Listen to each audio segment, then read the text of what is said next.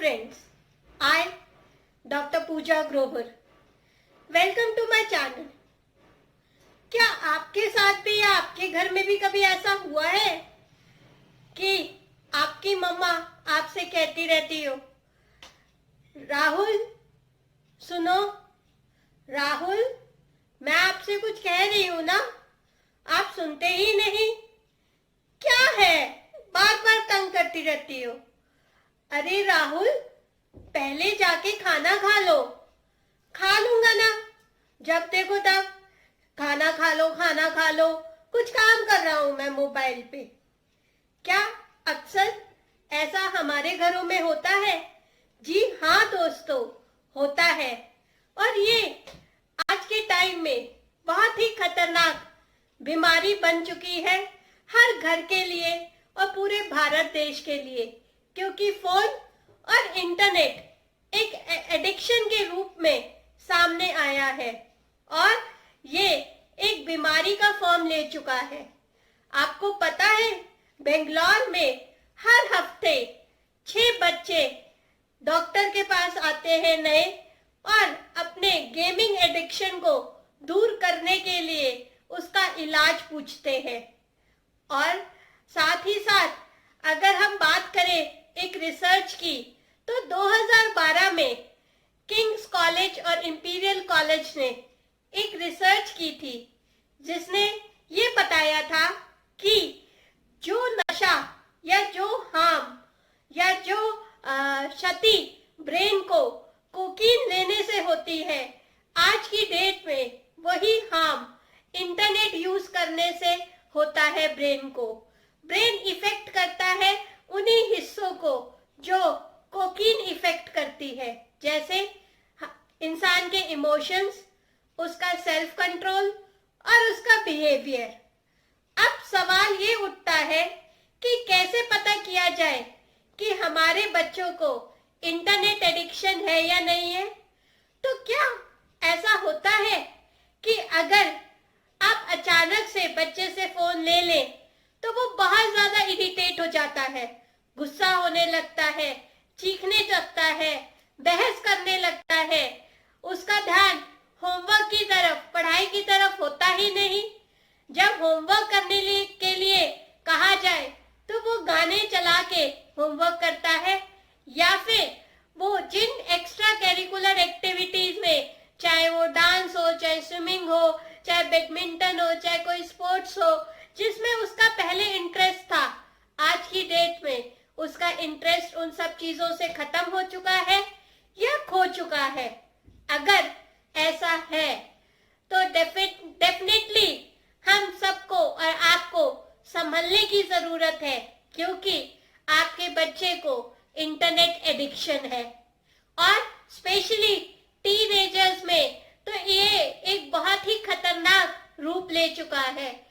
Teenagers के बच्चों को ये अट्रैक्ट करता है सेक्स की तरफ, ड्रग्स की तरफ, और उसकी वजह से उनके अंदर डिप्रेशन और एग्रेशन बहुत बढ़ जाता है और वो उस तरीके के चीजों की तरफ जाते हैं जो एथिकली गलत है। जैसे कि अभी हमने मनीषा का केस देखा जो हाथरस से थी, वो भी तो बच्चे ही थे, वो लड़के भी 19 साल के थे, टीनेजर्स की एज में थे।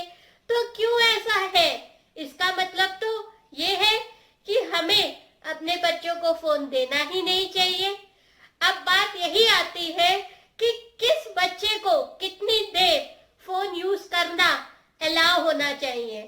तो रिसर्च ये भी कहता है कि 0 से 2 साल तक के बच्चों के लिए कोई भी स्क्रीन टाइम नहीं होना चाहिए और 2 से 5 साल के बच्चों के लिए सिर्फ 1 घंटे का स्क्रीन टाइम होना चाहिए और 6 साल से ऊपर के बच्चों के लिए स्क्रीन टाइम डिपेंड करता है उनके माहौल पे, घर के, और उनकी जरूरतों पे। लेकिन हाँ, अगर बच्चा जरूरत से ज्यादा वीडियोस देखने के लिए, गेम्स खेलने के लिए, गाने सुनने के लिए फोन को यूज कर रहा है तो उसको उसी समय रोकना है, क्योंकि इसमें माँ बाप का बहुत बड़ा रोल है। अब इस समय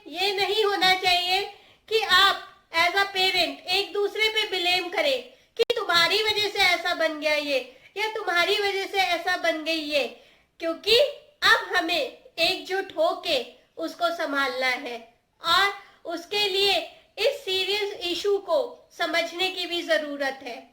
और कुछ रूल्स ऐसे होने चाहिए जो हमें घर में बनाने हैं या फॉर्मुलेट करने हैं, जैसे कि आपको वॉशरूम्स में या डिनर टेबल पे फोन बिल्कुल बैन कर देना चाहिए।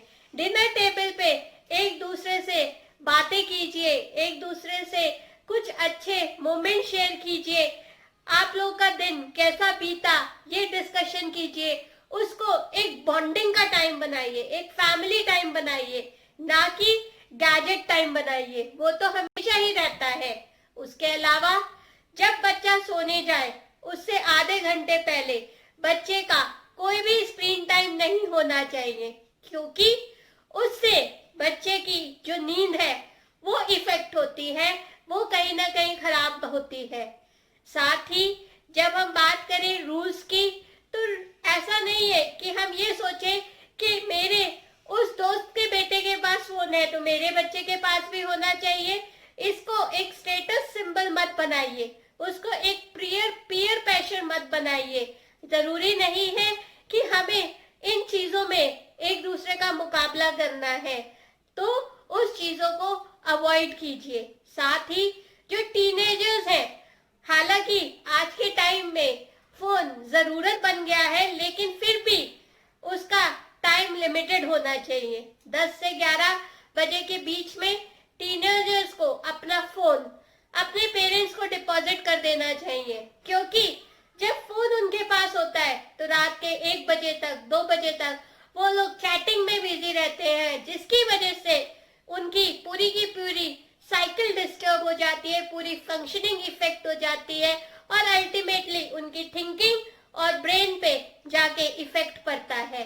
लास्ट में मैं आप सब से यही रिक्वेस्ट करूंगी कि कोई भी चीज, कोई भी रूल बनाने और फॉलो करने से पहले हमें ये एक्सपेक्ट करना है कि वो हमें खुद फॉलो करना है, तभी हमारे बच्चे उसको फॉलो करेंगे।